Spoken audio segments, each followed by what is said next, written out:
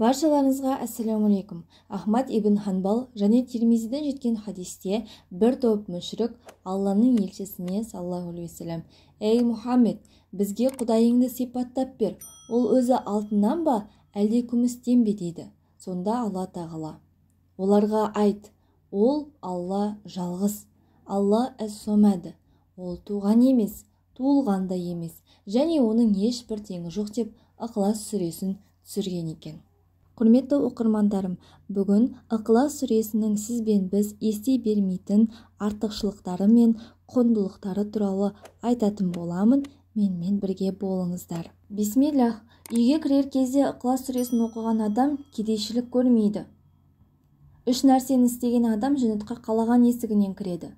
Құл ақысын өтеген, әр намаздан кейін 11 рет Ықылас сүресін оқыған, жанына қас қылған дұшпанын кешіріп өлген адам.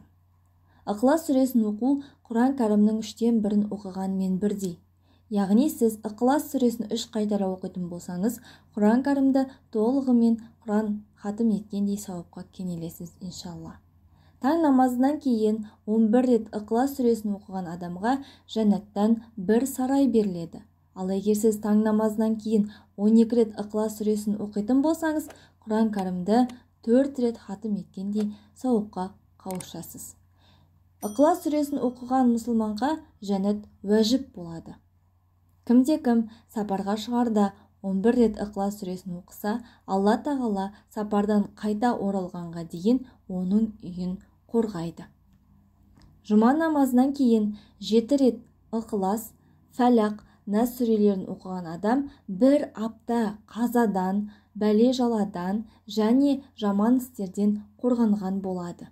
Таңертең және кешке 3 рет Ықылас сүресін және Фәлақ, Нас сүрелерін оқу бәле-жаладан және қиыншылықтардан қорғайды.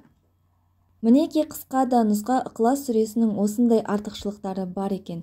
4 аяттан тұратын бұл сүрені білмейтін мұсылман жоқ шығар. Егер де сізге бұл видео пайдалы болған болса, лайк басып комментарийға өзіңіздің пікіріңізді қалдыра кетіңіз. Тіптен Ықылас сүресін жазып кетсеңіз де болады. Сіздермен бірге болған Жансая каналыма тіркелмесеңіз тіркеліп кетіңіздер. Келесі видеоларда кездескенше, ассаламу алейкум.